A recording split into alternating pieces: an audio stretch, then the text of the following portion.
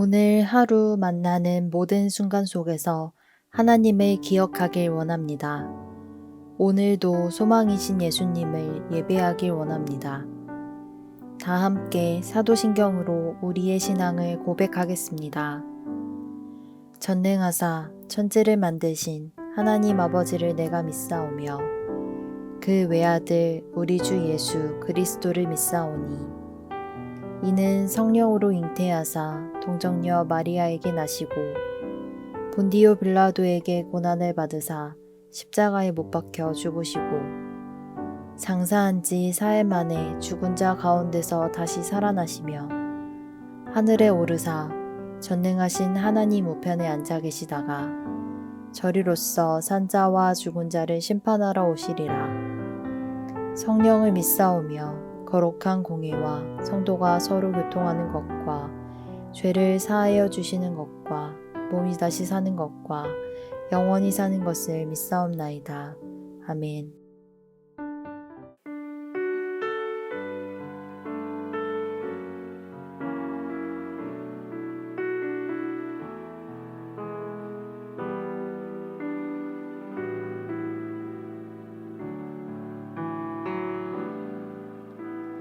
그는 나의 주 아버지 내 영혼을 불밭에 누이시고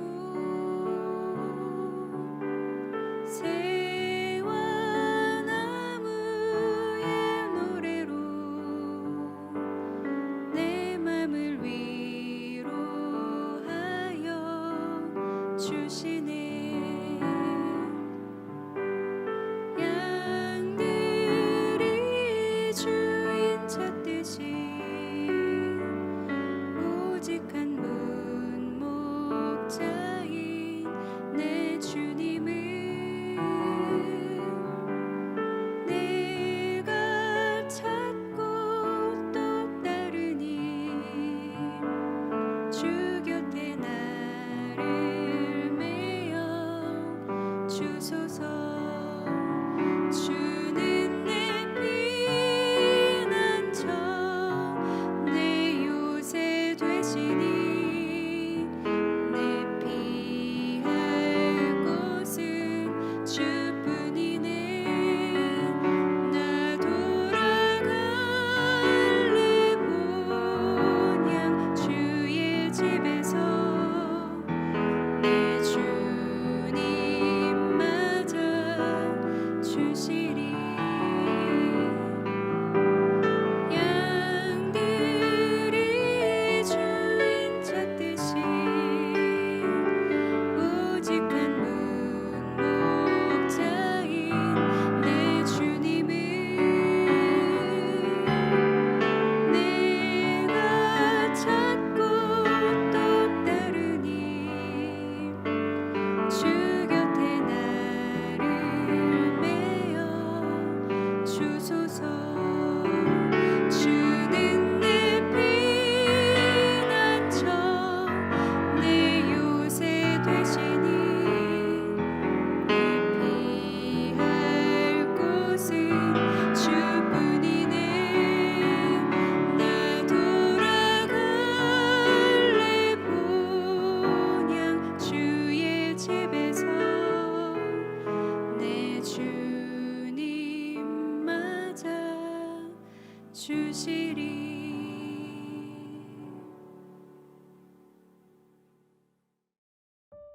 우리가 오늘 함께 나눌 말씀은 예레미야 38장 24절에서 28절 말씀입니다. 시드기야가 예레미야에게 이르되 너는 이 말을 어느 사람에게도 알리지 말라. 그리하면 내가 죽지 아니하리라. 만일 고관들이 내가 너와 말하였다 함을 듣고 와서 내게 말하기를 내가 왕에게 말씀한 것을 우리에게 전하라. 우리에게 숨기지 말라. 그리하면 우리가 너를 죽이지 아니하리라. 또 왕이 내게 말씀한 것을 전하라 하거든 그들에게 대답하되 내가 왕 앞에 간구하기를 나를 요나단의 집으로 되돌려 보내지 마소서. 그리하여 거기서 죽지 않게 하옵소서 하였다 하라 하니라. 모든 고관이 예레미야에게 와서 물으매 그가 왕이 명령한 모든 말대로 대답하였으므로 일이 탄로되지 아니하였고 그들은 그와 더불어 말하기를 그쳤더라. 예레미야가 예루살렘이 함락되는 날까지 감옥들에 머물렀더라. 아멘. 반갑습니다. 오늘 예레미야 38장 24절부터 28절을 중심으로 책임이라는 주제의 말씀을 함께 나누겠습니다. 예레미야는 사실 그동안에 하나님의 말씀을 시드기야에게 있는 그대로 전했습니다. 그러나 시드기야가 그 말을 듣지 않았죠. 그러나 이제는 모든 분위기가 그렇게 흘러가고 있었기 때문에 하나님의 말씀이 사실이라는 것을 시드기야도 알게 됐고 하나님의 말씀에 귀를 기울일 수밖에 없었습니다. 그래서 시드기야는 예레미야에게 하나님의 말씀을 사실대로 말해달라고 부탁합니다. 예레미야는 시드기야에게 바벨론에 항복하면 살 거고 끝까지 저항하면 반드시 죽을 거라고 그게 하나님의 말씀이라고 전합니다. 그러자 시드기야는 자기보다 먼저 바벨론에 항복한 사람들이 더 두렵다. 그들이 자기를 더 조롱하고 더 우스운 꼴을 만들까 봐 그게 겁난다. 이렇게 말하죠. 그 말을 듣고 나서 예레미야는 아니다. 당신이 정말 두려워해야 되는 건 그 어떤 사람들이 아니라 오직 하나님의 말씀이다. 분명하게 말합니다. 그러면서 다시 한번 바벨론에게 항복하면 당신들이 살 거고 저항하면 반드시 죽을 거다. 이런 말을 전하죠.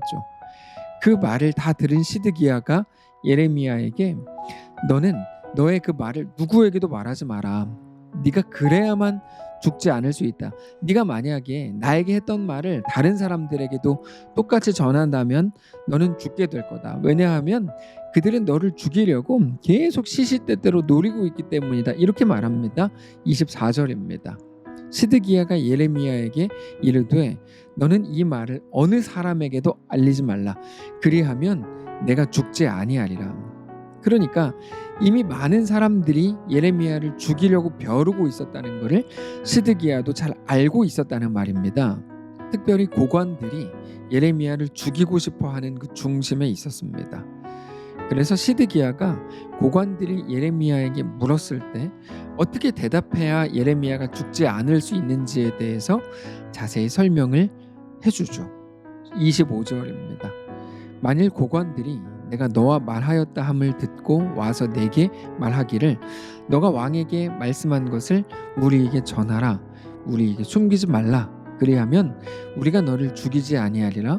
또 왕이 너에게 말씀한 것을 전하라고 이야기를 하거든 그들에게 대답하되 내가 왕 앞에 간구하기를 나를 요나단의 집으로 되돌려 보내지 마소서.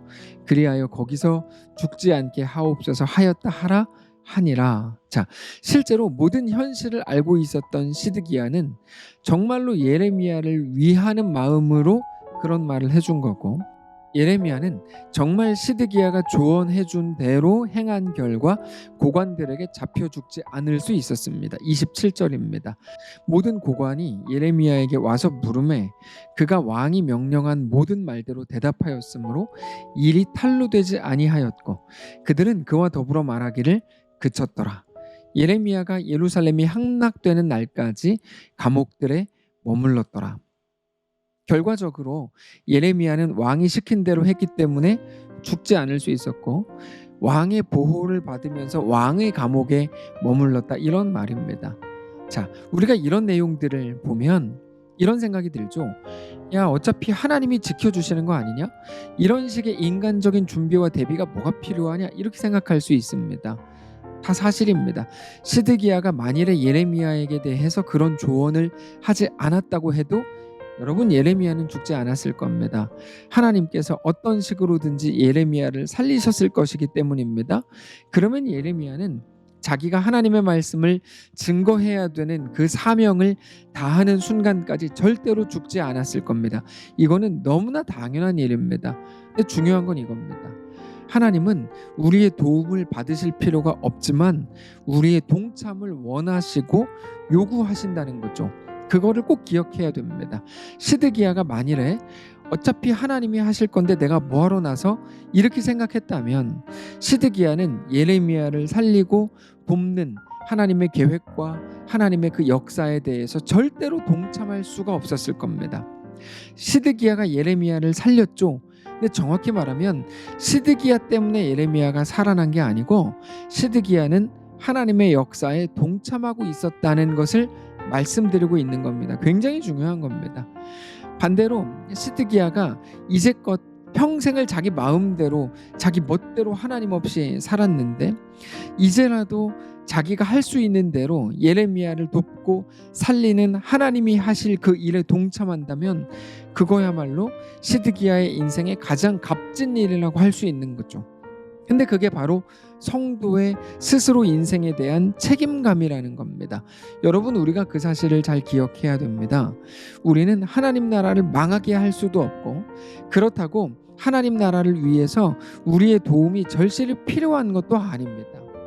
그럼에도 우리의 참여는 우리 자신을 하나님 나라의 역사에 동참하게 하는 거라는 사실을 여러분 꼭 기억하셔야 됩니다.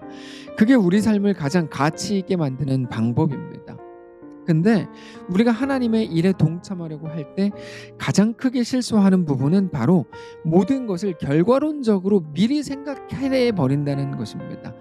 그래서 내가 어떤 한 가지 일을 할 때 그 일이 가져올 결과를 모르기 때문에 그것에 대한 두려움으로 인해서 아무것도 못하게 되는 거죠. 그래서 결국에 자기 자신이 하나님 나라에 동참하는 것조차 스스로 머뭇거리게 하고 그거를 막아서게 하는 겁니다. 그게 바로 한 달란트 받은 종이었습니다. 주인이 먼 곳으로 떠나면서 종들을 부르죠. 그리고 5달란트, 2달란트, 1달란트를 나누어 줍니다. 이 무슨 의미일까요? 그걸로 내 재산을 불려놔라, 뭐 그런 걸 수도 있겠죠. 또는 너희가 이것을 가지고 시간을 허송세월하지 말고 허비하지 말고 열심히 일을 해봐라, 이런 걸 수도 있을 겁니다. 다만 그 모든 행위들은 주인의 일에 참여하라는 목적을 가집니다. 주인의 일에 참여하다 보면 당연히 실수할 수도 있겠죠. 열심히 하고 최선을 다하려고 했지만 손해보게 할 수도 있을 것입니다. 반대로 잘할 수도 있겠죠. 2배, 3배 남길 수도 있을 거예요. 근데 이겁니다. 실수했다면 그거에 대해서 혼나거나 아니면 다시 수정을 하면 될 일입니다. 그러나 내가 그것으로 남길 수 없을 것 같아서 자신이 없어서 머뭇거린다면 그거는 자기 인생에 대한 심각한 무책임이라는 거죠. 왜요? 결과에 대한 두려움 때문에 자기 자신으로 하여금 하나님의 일에 동참할 수 없게 만드는 중이기 때문입니다. 여러분, 시드기야의 오늘 본문에 나오는 이 모습이 어떻게 보이십니까? 대단하게 지혜로워 보이십니까? 그렇지 않을 수도 있습니다. 왜요? 오히려 왕이 돼가지고 선지자 한 사람도 보호 제대로 못하고 왜 그렇게 못났냐, 이렇게 생각할 수도 있죠. 또 어떤 사람들은 예레미야가 진짜 하나님의 선지자인지 어떻게 아냐, 네가 그렇게 최선을 다했지만 그가 하나님의 선지자가 아니라면 네가 희생하고 네가 베푼 그것 때문에 오히려 더 일들을 망치는 거 아니냐라고 따지고 물을 수도 있을 거예요. 근데 여러분, 중요한 건 그게 아니라고요. 자기 자신에 대해서 가장 책임감 있게 사는 방법에 대해서 우리 하나님께서 오늘 본문을 통해 우리에게 보여주시는 겁니다. 그게 뭡니까? 하나님의 일에 참여하라는 거죠. 내가 이렇게 참여한 것 때문에 일이 어떻게 될까? 그 2번째 문제고, 일단 자기 자신 인생에 대한 가장 책임감 있는 모습, 하나님의 나라에, 하나님의 역사에 동참하는 것, 그것을 가지고 가장 먼저 시작하라는 거예요. 사랑하는 성도 여러분, 바로 이겁니다. 오늘 우리의 삶을 가장 아름답고 가장 책임감 있게 만들어 나가는 방법이 무엇일까요? 그거는 바로 하나님의 일에 동참하는 겁니다. 어떤 업적, 어떤 대단한 인정을 받고 결과물을 만들어냈는가 하는 것은 늘 2번째 문제라는 것을 기억하십시오. 아니, 많이 남기라고 하신 적도 없습니다. 그저 동참하라고 하시는 것이 우리에게 대한 하나님의 요구인 것을 믿으시기 바랍니다. 오늘 우리에게 주신 하루, 또 일주일의 삶 속에서 그렇게 하나님의 역사에 동참하고 그렇게 우리 자신의 인생에 대해서 가장 책임감 있게 성도의 사명을 감당하는 거룩한 성도들 되시기를 바랍니다. 기도합시다. 살아계신 하나님 감사합니다. 오늘 우리에게 허락된 우리의 인생을 어떻게 살아야 가장 책임감 있게 사는 겁니까? 우리에게 오늘 본문을 통해 가르치시니 감사합니다. 더 많은 업적, 더 대단한 결과물들을 만들어내려고 했던 우리의 조급함과 그것으로 인한 머뭇거림을 용서하시고 불쌍히 여기시고 이제는 새롭게 되어 모든 일들에 동참하고 하나님의 역사에 우리 인생을 그렇게 내어드리는 모든 성도를 될 수 있도록 축복해 주시옵소서. 우리 삶의 주인 되신 살아계신 예수님의 이름으로 기도합니다. 아멘. 사랑하는 성도 여러분, 하나님께서 오늘 하루를 우리에게 허락하셨습니다. 믿음으로 승리하시기를 바라고 우리에게 허락된 오늘을 더 넉넉히 하나님의 역사에 동참하고 다 내어드리는 귀한 우리의 삶이 되시기를 축복합니다.